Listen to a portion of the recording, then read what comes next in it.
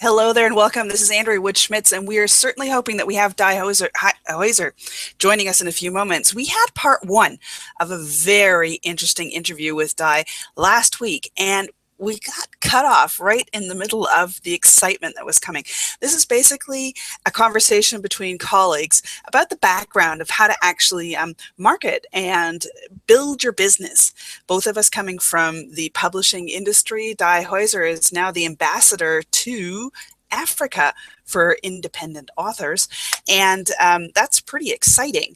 We both help people who are out there to publish their books as publishers, and also with the marketing and getting things done. And what Di was able to share with us before we got cut off last time were basically, who her target audience is, how does she help, and who does she help, and what the main problems are that we have there. And she talked about the misconceptions within society at large, how they see independent authors or people who self-publish and aren't published by a published house, but also the mentality that we have that, yes, we do have a book within us, but the fear that we have and breaking through that to understand that, yes, we can write and we can write well.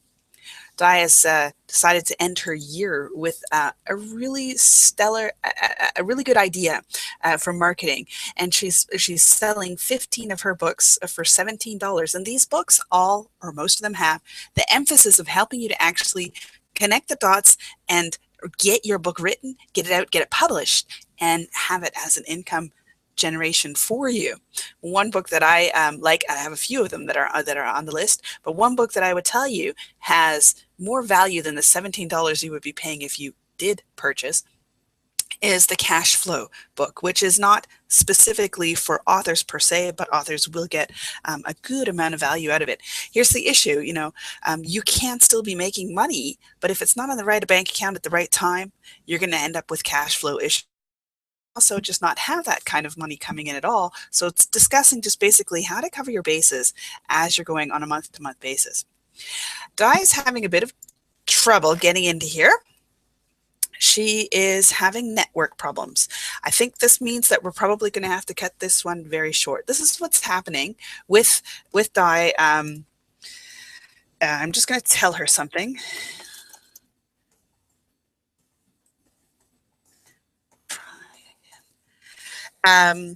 This is what's happening with Di right now. Di is in South Africa, and in South Africa, they're having some major issues with their electricity supply. Eskom, I believe, is the company name, and it's doing something that's called load shedding, which I'd never heard of until actually our hangout last off. Basically, they take like various sections within South Africa and just cut off the power for like 8 or 12 hours, and our last hangout got stuck in that. And this weekend has apparently been a very heavy weekend where they've done a lot of cutting of the power.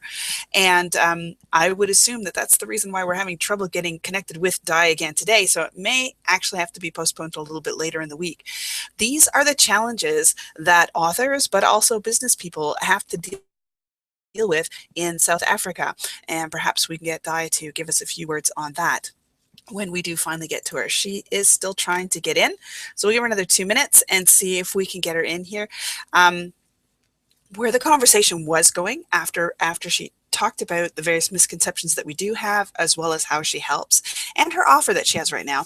The actual offer of having a blowout sale at the end of the year, at this month, at the end of the year, is basically the reason why I got Di on the call, because it's a marketing tactic that allows you to position yourself in a very favorable manner to your ideal customer. And Di had mentioned that in part one, why she's doing that, which is phenomenal. And so we wanted to dive into the technicalities of it and the background of it. How does that work? How does that position her right now to end the year very well, but also to kickstart 2015 in a very, very strong position? Hoping that the internet will be working for Di on a more consistent basis, and looking forward to actually getting into the nitty-gritty and sharing with her. Let me take this moment, since Di is still trying to get on, is to introduce you to the possibility of being a guest here on Industry Thought Leaders and our little fireside chat, checking around behind the background to see what's going on. I would love to hear what you're doing, what you're up to, and how we can learn from your knowledge and from your experiences, from your failures, but also from your successes. Right now in my group on Facebook, which is called ITL for Industry Thought Leaders Insider Circle.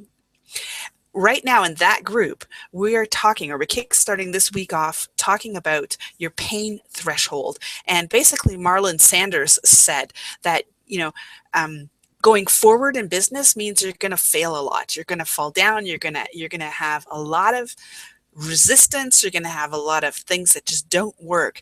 And the entrepreneur who actually breaks through and gets it to work, it's somebody who's known for their tenacity and for the fact that they don't give up, and that in the face of adversary, they actually pull themselves together and push through. And I can only say that this is so true. So I don't, if you don't have any failures to talk about, I'd kind of worry about your success, but that's one thing that we are talking about right now. Even challenges like Di is experiencing right now with Eskom and the load shedding. These are extreme challenges that have nothing to do with your ability or your lack of ability to be able to market or to understand how to market, but it's the technical carpet that's being pulled out from underneath you that you have no control over.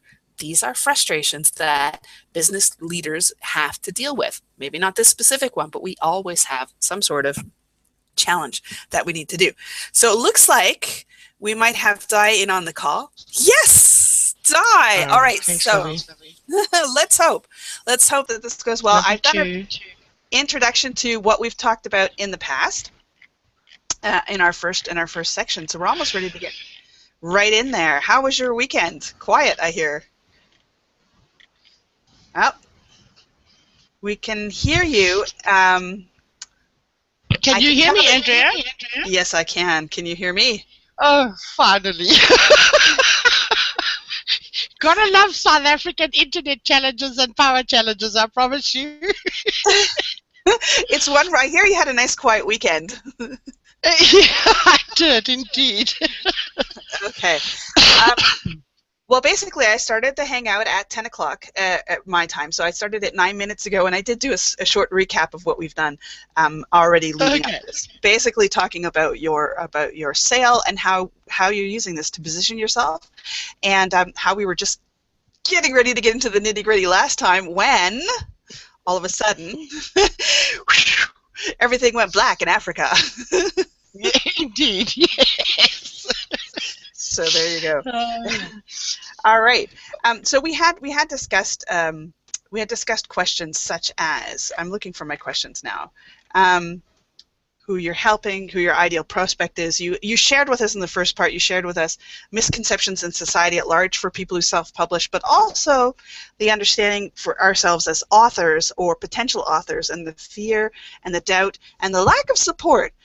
Especially, which may come as a shock to some of us in our closer circles, in our intimate circles, in our families, and how your group, Secrets to Publishing a Book, actually is a very good support group of like-minded people who go through the same frustrations, who are very emphatic, who really understand where you're coming from, but can also just support you and push you forward. So that's the framework of where we're going to now, after talking about the controversial topics. And what we were getting into was why this blowout sale and what's the benefit for your perfect prospect. And we did talk about this last time, but I think this is the center point where everything turns. And so, if you don't mind, I'd like to re-ask that question for you. Well, that's fun, because I think we got cut off halfway through that question and I had loads more to say. Yes. So there's a couple of reasons why I wanted to do the blowout sale. The primary reason is because when I looked at this whole situation as just to how many people have I actually helped publish a book, and we went through the various obstacles, one which is cash flow, the second one is knowledge, and then the third one is support. I wanted people to end the year with as few excuses as possible. So in other words, we've got a cash flow issue, we've got a knowledge issue. So how could I resolve that issue going forward for people so that they can start the new year and say, okay, ready, now we can go. So that was the reason for the blowout sale from my customer's perspective.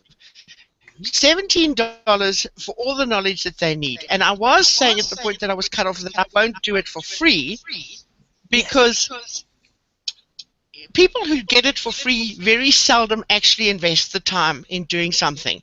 If you make people spend a bit of money, it's a commitment, it's cash that they could have used for something else. So there's a higher chance of them actually using the product. So that's why it's not free and why it's $17. And it's also not $4, because it's a reasonable amount of money that's going to make them take it seriously. Say, you know what, I spent the $17, now let me actually go and do something with it. So that's what my hope is. Whether people actually do it or not is actually up to them, you know. And then also, because it's almost 2015, it's time to set new goals. So I want to help people get at least one book, if not more, published, and start making some money from it. And then thirdly, just because it's Christmas, you know, and it's my Christmas gift that I wanted to give my customers. You're making me look bad. I haven't thought about a Christmas gift yet for my customers. I still got time. I still got time. Yes. Yeah, so those are the reasons from a customer's perspective. That's all. Okay. All right. So, all right. There's a system though that you set up in the background, which had to do, which I mentioned in some of the stuff that I shared in the social media, that has to do with JV partners, and it's a joint venture. And so, in all openness, and I've shared this with every time I share it on Facebook, for example, and I'll explain it again here. I am a JV partner of you in this effort. That means it's a joint venture. That's what JV is, and it's a mutually beneficial or potentially mutually beneficial agreement between the two of us, but not just between you and I, but between you and a handful of other joint venture partners. And what a joint venture partner means is that if you happen, for example, to purchase the package of books from Di for $17, and basically all you need to know to cut away from the excuses of not knowing where to start, how to move forward, how to get over these hurdles in publishing your own book, I might get compensation for sharing that with you financially. That link. Joint ventures is basically one type of a marketing strategy to get your word out further. And so I'd like to talk about that. This is really going into the background of it. So obviously, if you're positioning yourself and you're putting up a sale and you have very good reasoning and you can put it out there and you can share it with your people that way, you're starting, you know, you're being respected in your community. People understand you better. They say, well, you know, Di's really on our side. That's one side of positioning. For yourself, at the end of the year, also offering you a surge potentially in some of your books that other people just may not have been aware of, but because you are now broadcasting the sale, they're becoming aware of it. And then this other aspect of it, of just actually connecting with people such as me and a lot of other colleagues, and basically getting that joint venture out there. I'd like to understand from your point of view, okay, why did you choose that at this point in time? You know, I would love to have all the secrets you can share with us, but I understand sometimes we want to keep our cards a little closer to the heart, right? But these are the kind of things that, because what I'm talking about with my people in the industry thought leaders, and that's why we're talking here, is basically how to use tactics and relationships to grow our own business and our own positioning within our industries. And that's why we're talking about these kind of things that normally publishers wouldn't be talking about. In that sense. Okay, so, well, look, it's fairly basic. I mean, if you look at the number of people in my group, I've almost got 1,800 members in the group. Yeah. My goal is to reach as many people as possible. But as a single individual, I can only reach so many people. So working with JV partners like yourself increases my exposure because you know people that I don't know. Mm-hmm. So I'm going to, by allowing you to take a percentage of the sale, I'm going to increase the exposure to my business at a very small cost, because in fact, whatever I sell, I'm not actually losing any money if I give you a percentage of it, because those books have been written. You know, the work is done. Yes.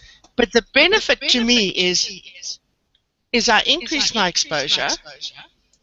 I'm building a list, because what happens is every time somebody buys that, they get added to a mailing list of mine. Mm-hmm. And I'm building my buyers list more specifically. These are people that are prepared to invest the money and theoretically then invest the time in getting the work done. And these are people that you want to work with, people that are serious about getting something done.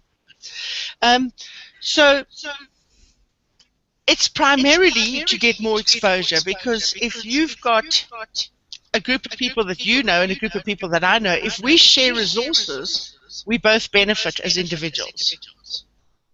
How do I benefit?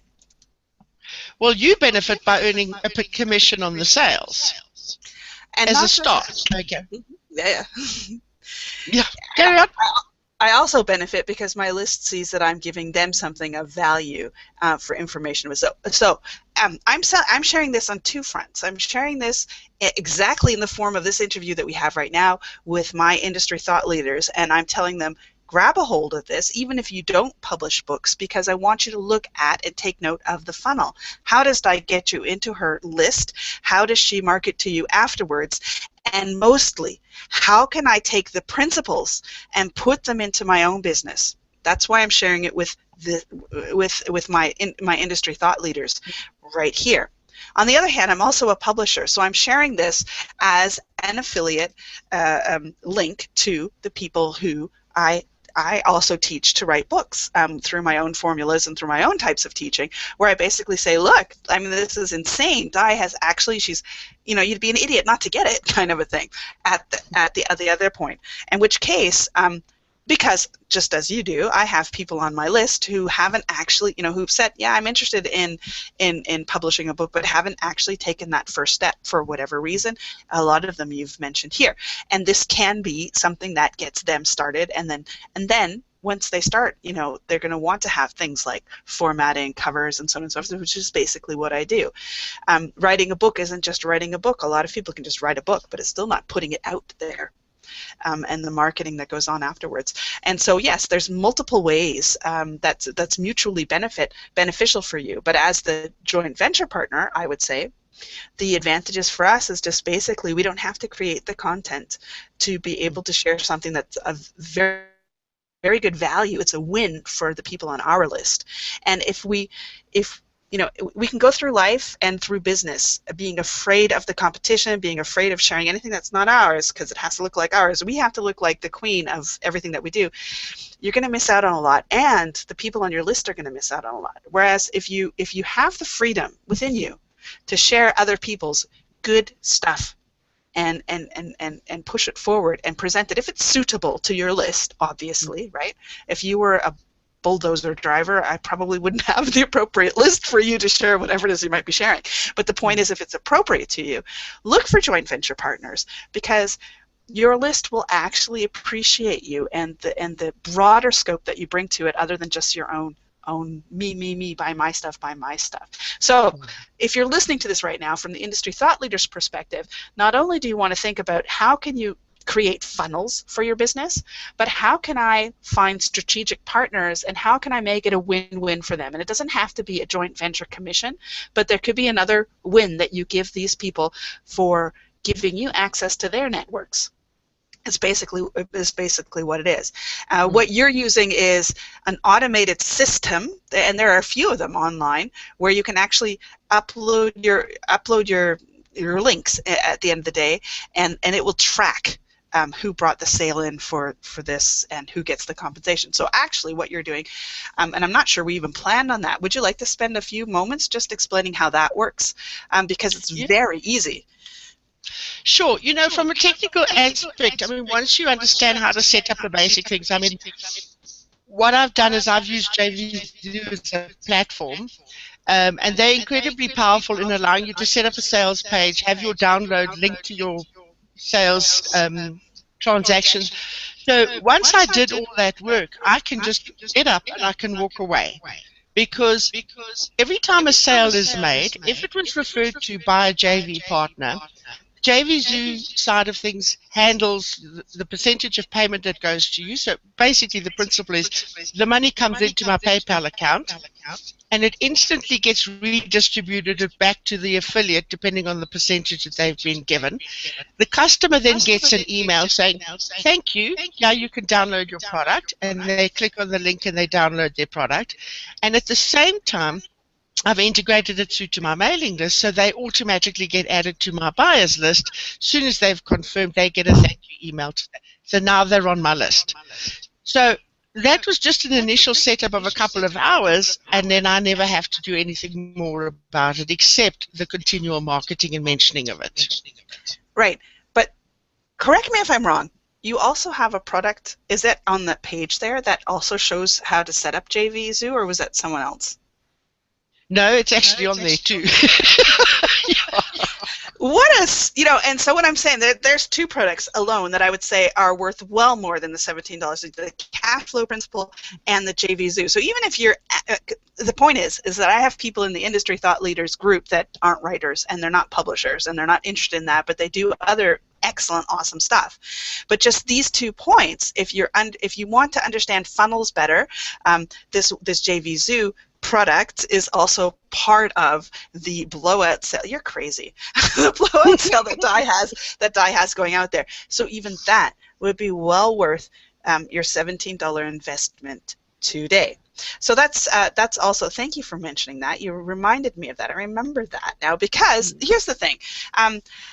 I've come from, and Di as well, actually, we both come from offline world. That means, I hate to say real world, because in the online world we're making real world money, we're helping real world people, so it is real world too, but it's offline. That means we went to an office building and did our work and then came home and had a paycheck. And I was doing publishing for my oldest will be 18, so I've been publishing for about 16 years. And then I came over into the online world, and to be honest, I'd never set up a JV Zoo account whatsoever. And in the summer of 2013, I'm pretty sure, and that's why it just jogged my memory, Di just sat down and wrote a report. And it was shortly thereafter, it was just like, oh, this cash flow stuff is going to kill me. You know, it's not like there's no money, it's just in the wrong account. Me being international, I have accounts in Canada and accounts in Germany and PayPal here, and it's just ridiculous. And you sat down and wrote that report and put it out there. That's another conversation right there. How Di listens attentively to what's happening within her market and takes the knowledge that she has and throws out excellent content. Throws out is probably a negative sounding word. Compiles and brings together excellent knowledge in a very short time that helps you. That's two products that, amongst others, I've read other ones of yours as well, but those are 2 products where I say they're evergreen and they're totally useful regardless of which industry you're in. That would be very beneficial to get a hold of. So we have the JV funnel. We have the prospect funnel and the customer funnel. So you've touched on this a little bit, and I wanted to pull that out just a little bit further. So the JV funnel, actually, it starts with people like me. It starts obviously with you setting up the funnel, but then it takes me. I've got my pre-funnel, which goes into your funnel. So this set of interviews, for example, can be considered a pre-funnel. To my authors, the email, I'm just sending them out an email. I'm not necessarily pulling them over this series of videos because we're talking about funnels and so on and so forth. And I'd rather that they just concentrate on getting that book written. And so that pre-funnel is an email pre-funnel, and it's banking on the relationship that I have with my list, and then bringing them hopefully into Di's world and into actively pursuing that write a book idea that they had when they signed up on my list and didn't follow through. So those are two ways for the JV funnel to be working. Once they get into your list, once they see your page, and if they sign up, they're in a prospect list, so to speak, until they purchase, and then they're in a customer funnel. So you have two funnels. You have a prospect funnel. You have a list of people who haven't bought a product from you, or maybe have bought one product but stopped and didn't continue purchasing more. The object is obviously not to continue purchasing products all over the day, but to actually move forward in the actual publishing realm. So they may have got so far with your work that you're helping them with, but not further, and for whatever reason didn't continue to follow up on that. So that's your prospecting funnel. And then your customer funnel. Can you tell us a little bit about what that means, what those two mean? When you say when they get on your buyer's list, what is that? That's a different list than non-buyer's list. What's the purpose to that? That is correct. Yeah. So I have two basic lists. Well, I had a lot more, but I don't know if you've been aware, but I've done a massive spring clean in terms of my Aweber list, because it was just getting out of hand. At one stage, I had a list for every product, and I just thought that was a little bit of an overkill. You know, simplicity, the easiest way to run a business is to keep it simple. So I've now whittled it down to two lists. One is the primary list that people sign up, where they get the free book called The 12 Steps to Self-Publishing Success. And then as we go through the process, and I'm working on the content of adding more and more teaching emails, at the beginning, the first set of emails is about list building and why building a list of readers is so important. The buyer's list only happens when somebody physically buys a product of mine. They are put on that list because these are the people that I know are actually genuinely serious. Okay, so if we've got a series of products that come out either through myself or through a joint venture partner that I think they may benefit from, I'm going to approach them first about it. It also gives me an indication of who I can turn to in terms of bringing information into the group. You know, somebody who's a buyer is going to be a more serious contributor to the group. Yeah. If that makes any sense. Instead of one of these freebie hunters. And look, I have nothing against people using stuff for free, because it's very difficult to get started in there, particularly if you've got cash flow issues. You've got to start somewhere. So that's why I'm prepared to give you a whole big pile of free information. Yeah. But from a perspective of getting top quality knowledge, you're looking for the people that are actually serious about building, you know, some form of writing business or getting a book published and things like that. So that's the reason for the two. It wasn't always this clear, by the way. It's only with this last week of clarity and rethinking the strategy that I've now clarified it into that clearer of a picture. Okay. All right. And so you anticipate that's going to be part of your strategy going forward. I mean, here's what's going through my mind, and here's the challenge that I have, because I have too many lists. And I do have, like, once somebody purchases something, they go onto that purchaser's list. I think probably because I've got a few different types of products that don't necessarily fit with each other. As far as you know, the one's authorships, the other one's selling physical products, for example. I mean, just different things altogether. So the point is, how I can't see how I could put all of my purchasers into one list and still have a compelling enough read to know that each time I send something out, I have the greatest potential readership of my email. Is that something you have to deal with mentally getting over? Is that... No. Actually, I probably didn't make myself very clear. As far as secrets to publishing a book is concerned, I've only got the two lists now. Right. I have other industries and niches that have got their own list because they're not appropriate. So sending somebody that's interested in content creation and content management strategies a book on self-publishing or notes on self-publishing is going to be a complete waste of time. So, no, you do need separate lists for separate niches. There's just no doubt about it. You can't have this global free for all. Hi, I'm Di, love me. Sure. No? No, you can't, unfortunately. It would be so much simpler, but no, you can't.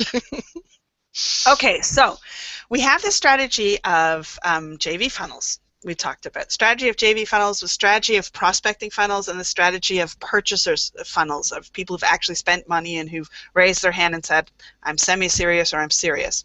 So my question to you is, and this is a hard, I think, it could be a difficult question to answer, is I'd asked you in advance to look at how do you see this actual blowout sale and the fact that you have JV funnel working for you, you have your prospect funnel working for you, and you have your purchaser funnel working for you.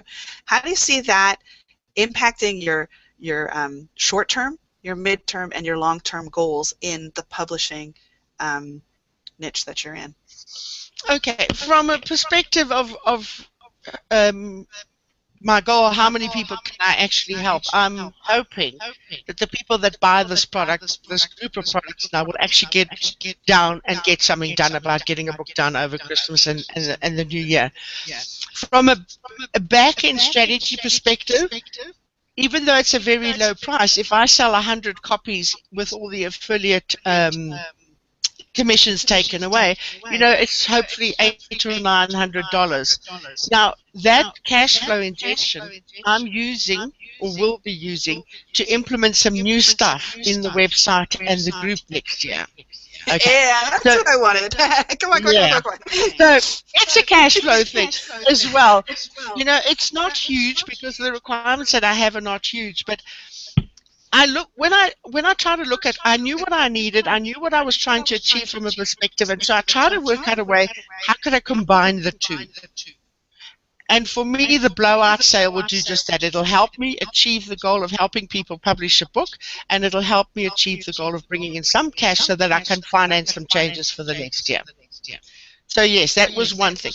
And then there's a knock-on effect about the more people that buy the product and get exposure to the product, and particularly doing through something like this. People may not buy the product through us doing this interview or anything like that, but the point is both you and I together are establishing our credibility. We are teaching. So people will go away, hopefully, with something out of this seminar, out of this, hang out and say, how can I apply that to my own business? Exactly. And it all just keeps building up. Yeah, it's just a time thing.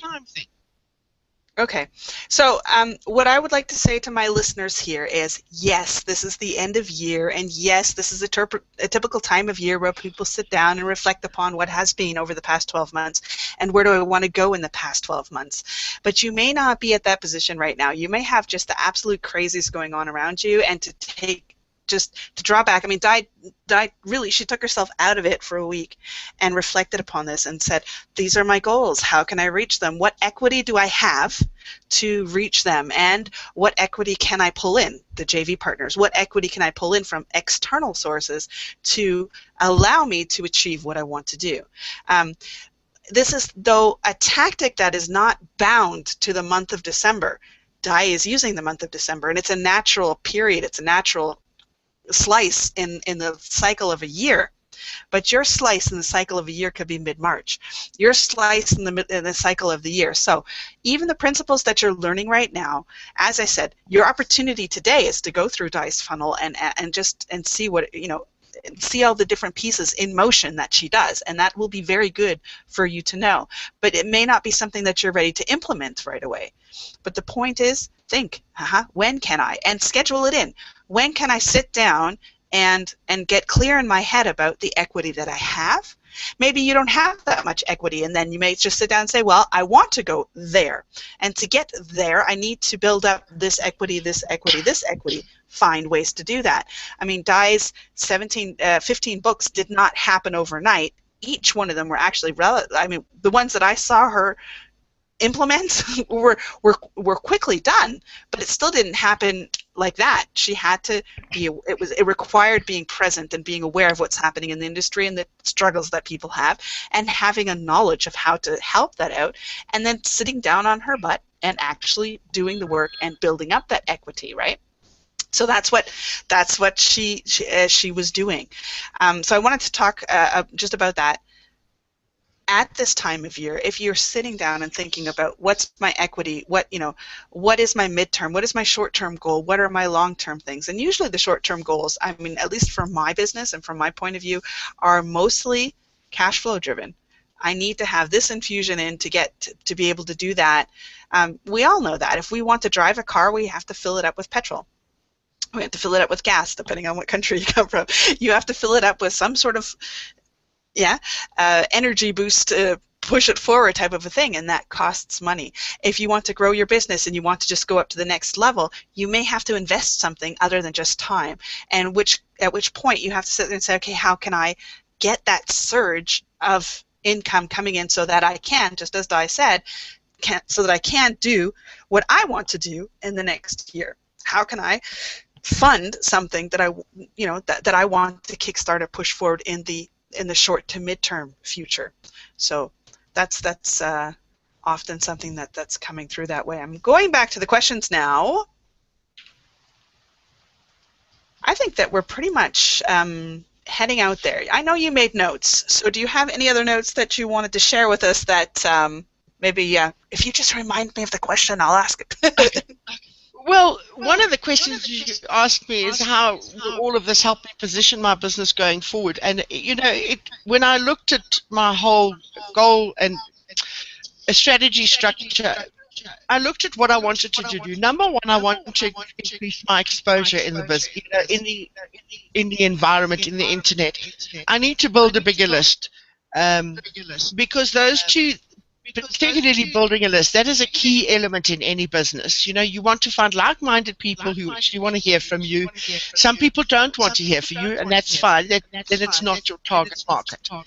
I want to build my customer base. I used to get very, very hurt when people unsubscribe from my list. I'm now completely thick-skinned. I want to build my customer base up, because I think if we build up a solid customer base as a business, you become sustainable, and it means that next year I'm not going to fall over and not be available to help other people. So it's like any business. In order to stay in business, you have to be profitable, and in order to be profitable, you actually have to be selling something. So I have no problem on the odd occasion selling stuff, because without it, I can't do all the other stuff that I do for free. One of the focuses I want to do next year is take that group a whole lot further and use it to foster learning and interaction between the different members, and if possible, possibly even run some group publishing projects. We do something as a group. And next year, specifically, some of the training material that I'm going to bring out is going to be very focused on case studies. Successful people who are doing something right are obviously making the money. Then I'm going to go in and I'm going to reverse engineer as much as possible of what they're doing, and then share that information. So that's in terms of what I'm planning from a content perspective next year. And my primary thing is I want to help people publish a book, because from publishing a book, a whole lot of stuff can happen. They can either use it like a business card where they go out and they build an offline business, or alternatively, they can use it and start writing more books and become a renowned author, or they can just use it because it made them feel good. And so I need to identify those different groups of people and see where they want to go with it, and then focus on each one individually. All right. Yeah. Yeah, so that's pretty much it. Okay, I wrote down a few things as you were speaking, and the one is exposure, exposing yourself to a larger group of people that you are also doing through your JV, but also to you're exposing your offers actually to your prospect list once more. Buyers list, one word that's been going around. So we defined JV, but what we didn't define was list. And to be honest, some of the people who are following me, especially if they're coming from the outside like I did and like you did, may not even quite grasp the concept of list. What's a list? At this time of year in North America, we say Santa Claus is making a list. He's checking it twice. He's going to find out who's naughty and who's nice. Well, what is a list? Would you mind saying something about that? Thank you, my love. Sorry, I had to quickly grab a glass of water. Okay. A list is primarily defined as a group of people that are interested in what you've got to sell or teach or talk about. So in our case, it is people that want to self-publish a book, want to write a book and get it out there. So in order to build a list, you use a mailing facility like Aweber or MailChimp or something, and the purpose is to get people to give you their email addresses. Once you've got their email address, you now have the facility to send them regular content updates or regular promotional updates about what's happening in the industry. But you can't do that as effectively as you can with a mailing list. Like, let me step back a bit. With a Facebook group, if I put something in a post, not everybody sees it. However, when I send them a mail, there's a higher chance that they will see it. Now, they may not open it, but you've got more specifically targeted people who are getting your email in terms of the information that you want to send them. Okay, is that making any sense? Am I being a bit vague there? It's absolutely making sense. And I want to just jump on the Facebook group idea. The challenge with the Facebook group is also the curse. The blessing and the curse actually is what I want to say. They both go together. The blessing is simply this, is that if you have good interaction and Facebook is showing your stuff in the general algorithm from your personal profile feed, then anything from a group, which is what Di runs, 1,800 people strong, almost. And so why don't you just invite someone to come and join Di's group? She's teaching some great stuff over there for people who would like to publish. But the point is that you can get a lot of really good traction going on there, and a lot of good, you know, as we said in the first part, or as Di said in the first part, you're not alone. You actually have like-minded people, and good conversations do happen between people. I mean, Di and I both met in another group that has nothing to do with publishing, but we met and you know, we understood each other and we connected very well, and so a friendship and a lasting relationship and a beneficial relationship for both of us has come out. And it's not just like I just want to sell a couple of things to my people because you do, you know, that's not what it's like. There's a really good camaraderie going there. So Facebook, that's the blessing, and the blessing is, and you can have a very hot topic that a lot of people will get exposure to, but because there's all kinds of stuff happening on Facebook, and people are exposed to a lot of different groups if they join them.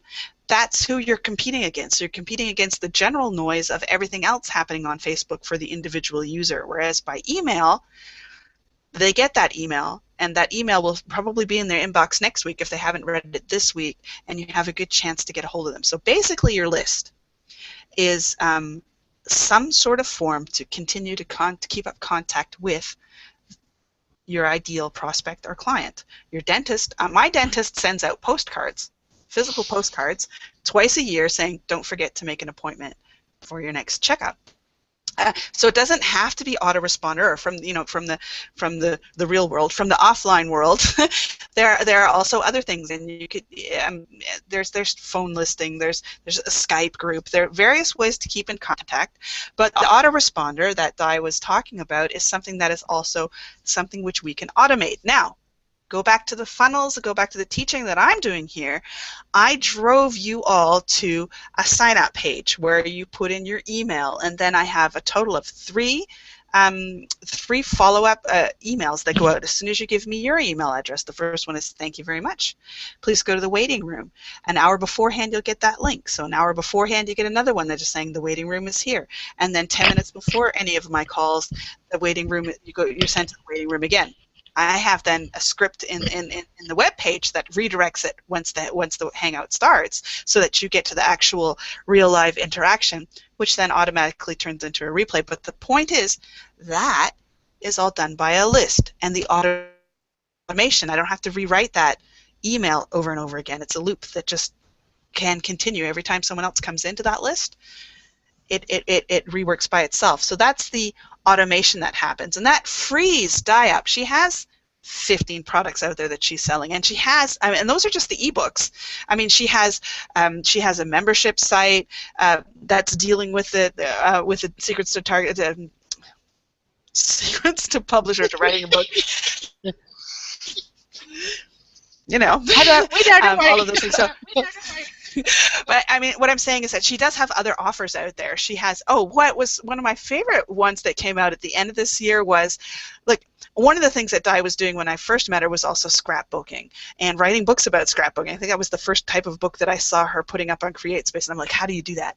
Um, and she connected some very valuable dots there. And I won't go in to expose the whole detail, but she has now got a product out there for children's books illustrations coming out there. So even from that point of view, so what kind of a tangent can you offer that's still available or still viable for those people that you have on your list? That's one potential offer that you can be putting out to them again. So she's websites for authors, another product of Di's, which is not included in the sale that you have, that she has going on right now. But the point is that we have multiple things that we can pull together, and we use our list can be automatically connecting or sharing with you another aspect of our business. While, well, you know what? Di is in South Africa and I'm in Germany, and most of the people that we're targeting are in North America. So basically, in our sleep, yeah, in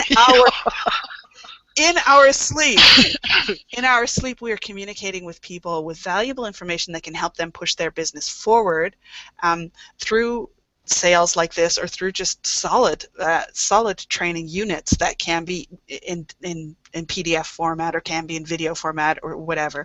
But the point is that the autoresponder allows us to set up systems that are going to just continue to go. The 3 setups that I have, for example, in the funnel that we're talking about here, first of all, are so set up that whenever someone comes in, immediately an email is going to go out right after there. And I can say, send out, and I have an email that goes out 4 days after you've signed up for this list. So it has nothing more to do with the replay, because the replay is out right out the gate. But it's another offer that comes in that's relevant to what we're talking about here.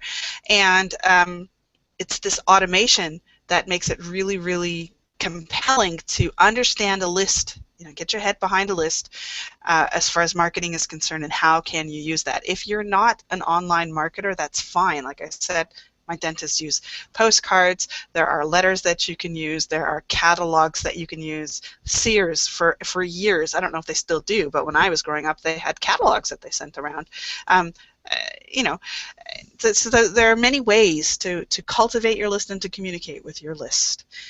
So that's. Andrea, can I bring up a really important point? Because, you know, I think we've touched on it in several aspects, but one of the biggest problems that we have as business owners is the amount of time we have available.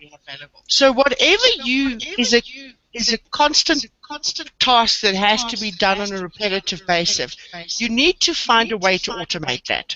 So things like mailing lists, things like the sales funnel that we set up for the products that we sell. You know, you do the work once in terms of the actual technical setup, and then you need to be able to walk away.